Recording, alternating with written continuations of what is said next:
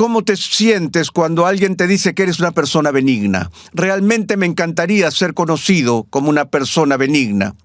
Y la benignidad, nuevamente, es una manifestación de la paciencia. Una persona benigna no se enfada por las cosas pequeñas. No tiene un botón en el hombro. Una persona benigna es cálida y optimista con otras personas. Y otra vez, nace de la paciencia, no de los cuentos color rosa. Nace del hecho de que entendemos que nosotros mismos no solo somos sujetos llamados a ejercer benignidad, sino que primero nos hemos convertido en objetos de benignidad. Piensa por un momento en la benignidad que has recibido de tu Padre y de tu Salvador.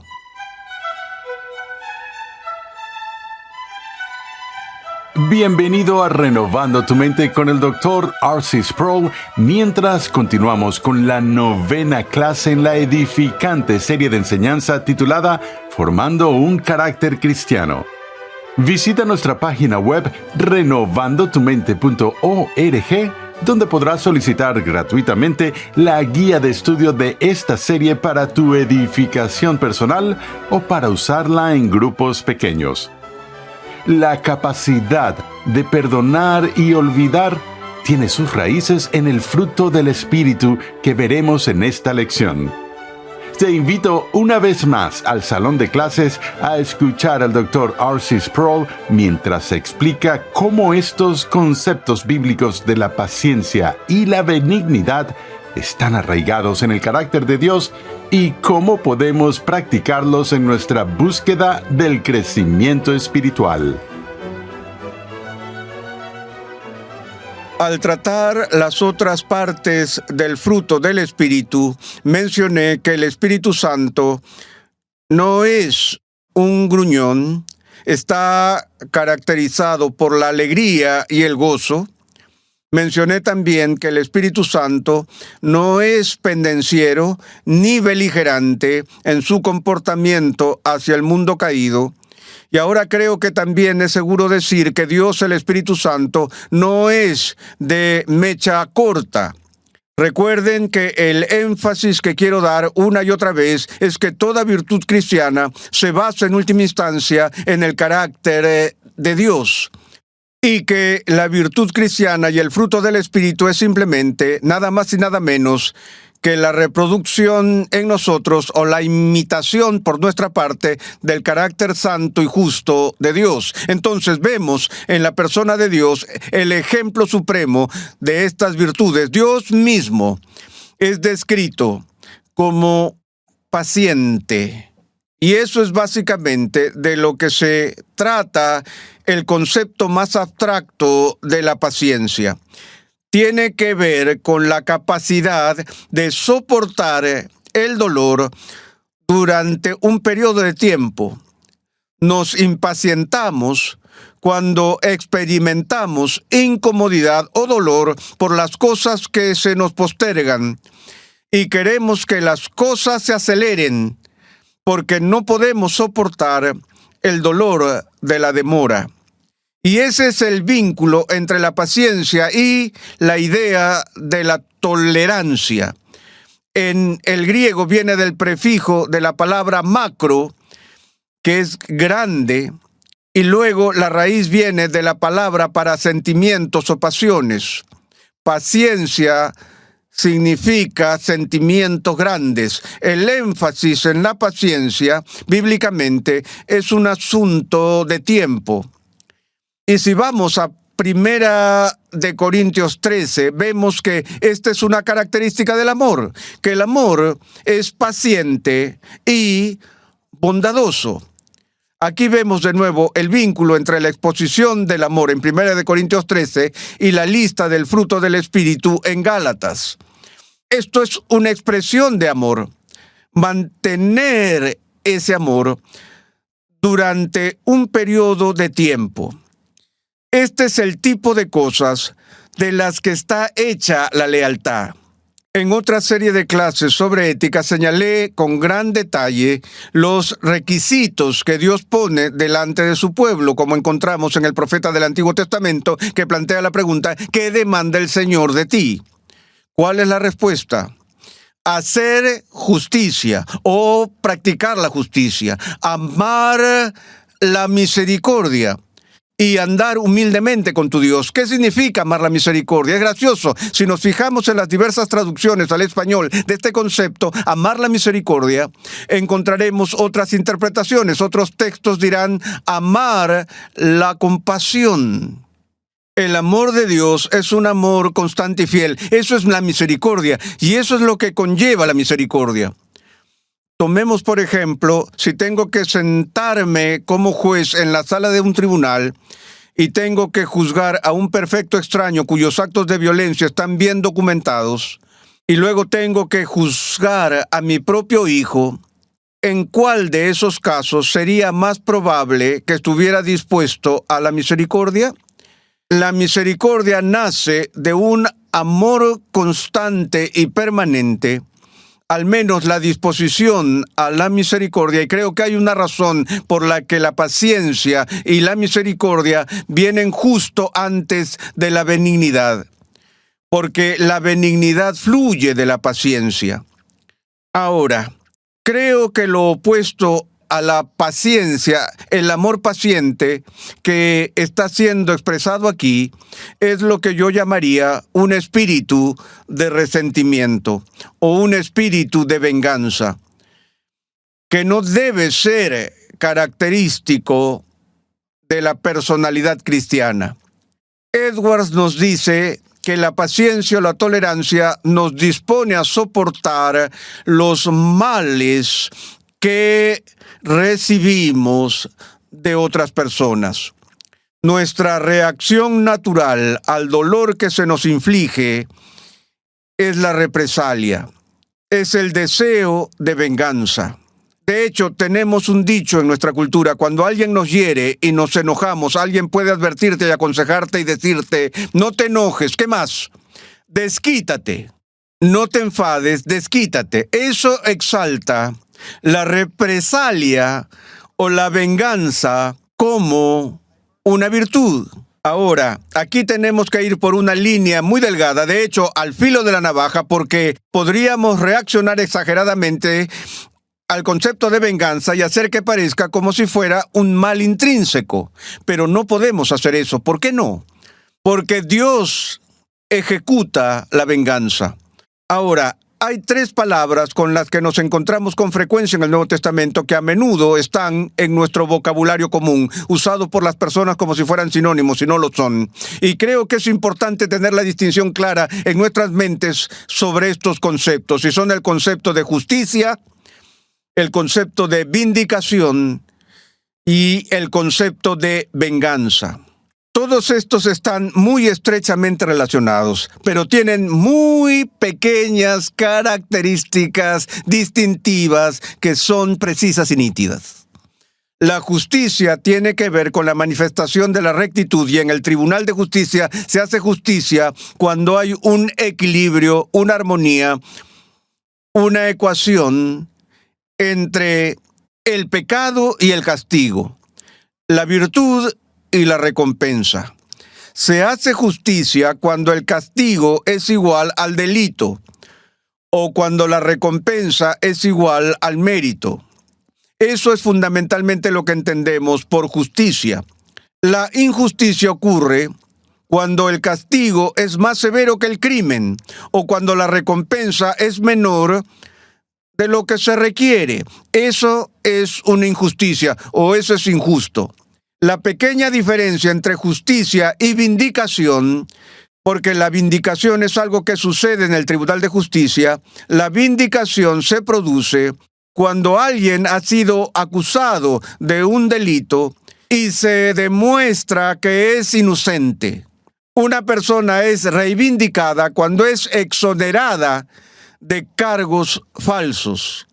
Ahora, una de las heridas más difíciles de soportar, si vamos a ser pacientes y tolerantes, es soportar el dolor de la calumnia, soportar el dolor de las falsas acusaciones, soportar el dolor de la hostilidad del mundo que se dirige contra nosotros, no porque de hecho hayamos hecho algo malo, a veces es porque hemos hecho algo malo, sino porque hay ocasiones en las que el cristiano está llamado a sufrir por amor a Cristo, que es un sufrimiento noble, un sufrimiento por causa de la justicia, por el cual Jesús mismo pronuncia su bendición. Bienaventurados serán cuando los insulten y persigan y digan todo género de mal contra ustedes falsamente por causa de mí, porque la recompensa en los cielos es grande. Luego continúa y dice que eso le sucederá al cristiano, que el cristiano participará en la humillación de Jesús. Participará en el antagonismo del mundo hacia Jesús y en la enemistad del hombre natural hacia Jesús. Estarás en la mirilla. ¿Cómo lidias con eso? El cristiano maduro no reacciona con un espíritu de represalia. ¿Te acuerdas de los discípulos cuando vieron que Jesús estaba siendo acusado falsamente? Pedro fue por la espada. Jesús dijo: espera, voy a ser paciente, voy a seguir hasta el final. Estamos llamados a imitar eso hasta cierto punto. Ahora, cuando te acusan falsamente, ¿hay algo de malo en tener el deseo de ser vindicado? Para nada. La reivindicación es algo por lo que clamamos. Jesús nos da la parábola del juez injusto para enseñarnos sobre este mismo punto. Y él dice, y no hará. Es una pregunta retórica. Y no hará Dios justicia a sus escogidos que claman a Él día y noche. Se nos anima a orar a Dios para que nos vindique de las falsas acusaciones cuando se nos acusa falsamente, pero mientras tanto se nos llama a un espíritu de tolerancia y paciencia. Un ejemplo extremo de eso es el propio Jonathan Edwards. Jonathan Edwards fue el predicador a quien Dios usó para ser el catalizador del gran despertar en Nueva Inglaterra cuando predicó en Northampton por años y luego se levantó un hombre en la ciudad que se puso muy celoso de Edwards y muy enojado con Edwards. Y este hombre, con un claro caso de malicia premeditada, inventó de la nada mentiras prefabricadas y comenzó a difundir rumores que asesinaron el carácter de Jonathan Edwards en Northampton. Al principio nadie le creyó, porque el carácter de Edwards era muy conocido. Pero a medida que la fábrica de rumores comenzó a cobrar impulso, la gente se sentía incómoda, se preguntaba si había algo de verdad allí y empezaron a preguntarle a Edwards sobre esto. Algunos de sus amigos se acercaron y preguntaron, ¿qué hay de esto, Jonathan? Él dijo, no voy a decir nada.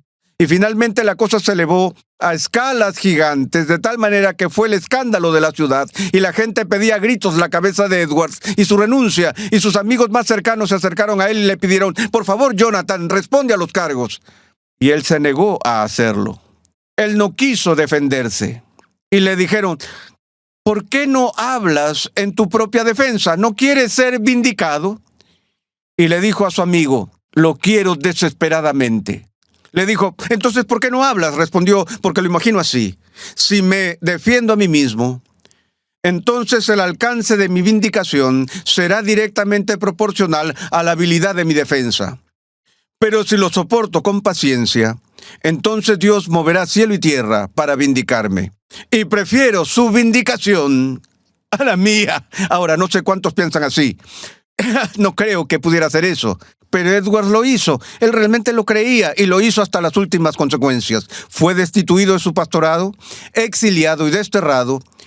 Y 7 u 8 años más tarde, el pecador estaba tan abrumado por el remordimiento que convocó a una reunión pública en Northampton y confesó públicamente toda su culpa por haber levantado esas acusaciones y cuán mal se sintió la ciudad por ello. Pero Edwards no fue vindicado en el cielo, él fue vindicado en la tierra. La mayoría de nosotros tenemos que esperar hasta que lleguemos al cielo. Pero eso es lo que significa. La vindicación es ser exonerado. Ahora, la venganza es cuando tratamos de devolver el golpe. Ahora, el cristianismo no prohíbe la justicia, ni prohíbe los tribunales, ni nada por el estilo, sino que el principio de la venganza es este. La venganza castiga al malhechor y Dios dice, la venganza es mía. A menudo eso es todo lo que la gente escucha. Escuchas a la gente decir, no puedes ser vengativo, no se te permite vengarte a ti mismo. Y eso es lo que él está diciendo, porque la venganza pertenece a Dios, pero luego en el siguiente aliento dice que yo pagaré. No te preocupes por la venganza, ya llegará. No solo te reivindicaré, sino que castigaré a los que te han acusado falsamente. No solo exoneraré a los inocentes, sino que castigaré al culpable. Pero lo haré, no lo hagas tú. Por lo tanto, Dios se lo reserva para sí y para las instituciones terrenales a las que ha asignado esa responsabilidad, es decir, los tribunales de justicia. Ahora, ¿por qué Dios no nos da el derecho a la venganza? ¿Recuerdan que dije esa pequeña expresión hace un momento? No te enojes, desquítate. Cuando yo era pagano, cuando era joven, escuché ese dicho y no me gustó desde el inicio. La primera vez que alguien me dijo, sí, no te enojes, desquítate, le dije, desquitarme. Yo practicaba deportes. Le dije, ¿quién quiere un empate? Eso no tiene sabor a nada. Llevemos esto hasta la muerte súbita.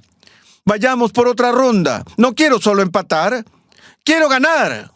Así que la frase para mí no era, no te enfades, desquítate, era, no te enfades, acábalo. Ahora, esa fue una expresión perfecta de la humanidad caída en mí. Exagerar. Y si se me deja la justicia a mí, mi tendencia normal y pecaminosa es castigar en exceso, reaccionar en exceso y corregir en exceso. Creo que esa es la razón principal por la que Dios se reserva la venganza para sí mismo. Pero muy arraigado en cada uno de nosotros está la capacidad de venganza despiadada.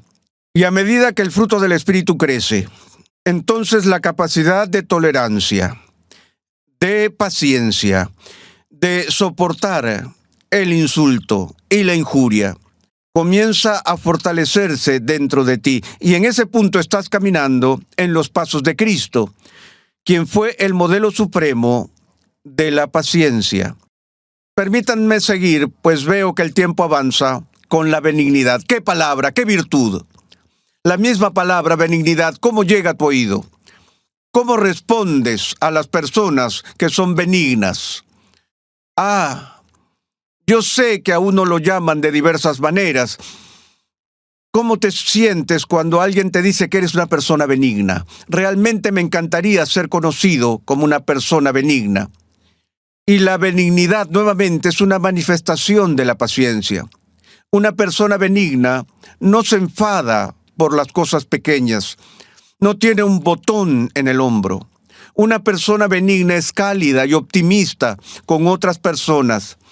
Y otra vez, nace de la paciencia, no de los cuentos color rosa. Nace del hecho de que entendemos que nosotros mismos no solo somos sujetos llamados a ejercer benignidad, sino que primero nos hemos convertido en objetos de benignidad. Piensa por un momento en la benignidad que has recibido de tu Padre y de tu Salvador. ¿Qué dice David en el Salmo 51 cuando tiene un profundo remordimiento por su pecado?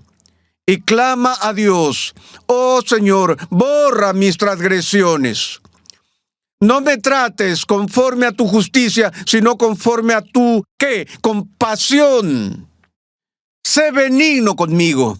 Es mi única esperanza. No podrías estar de pie ni un minuto en la presencia de Dios si no fuera por su benignidad.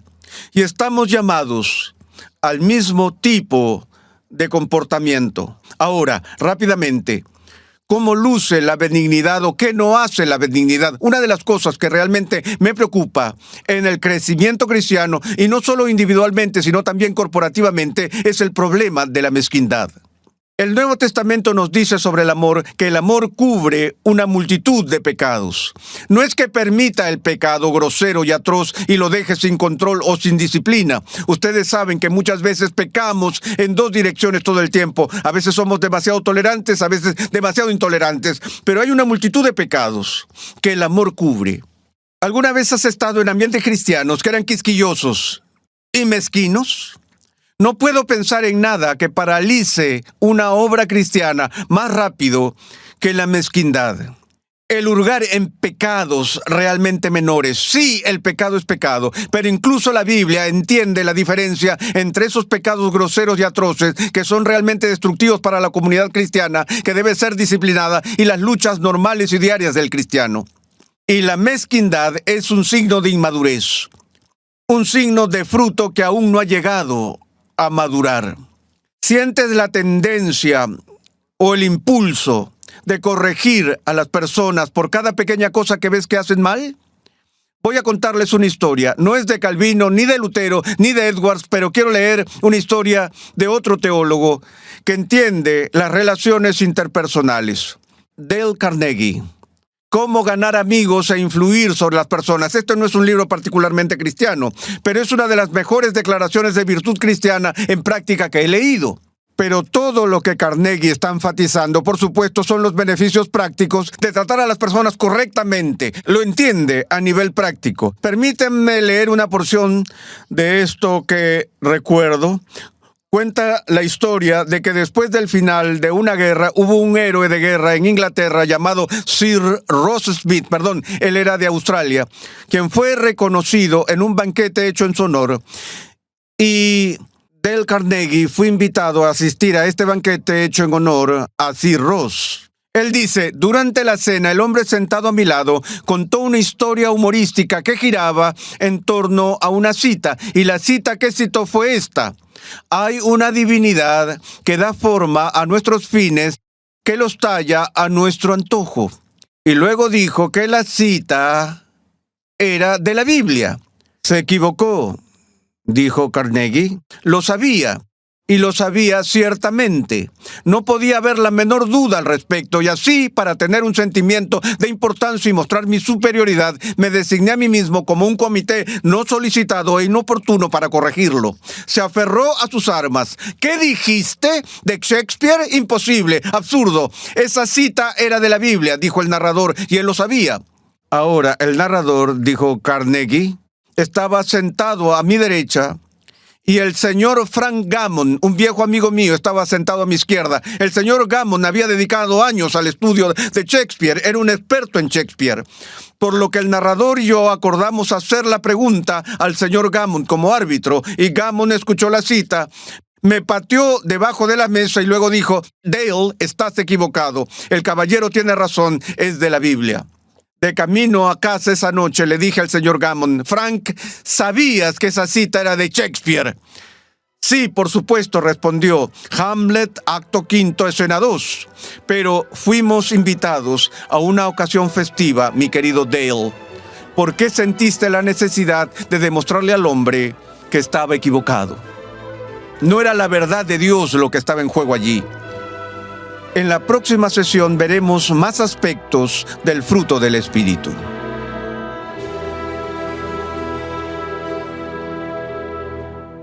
Dios nos ayude a reconocer las oportunidades en nuestras vidas para poder practicar la benignidad.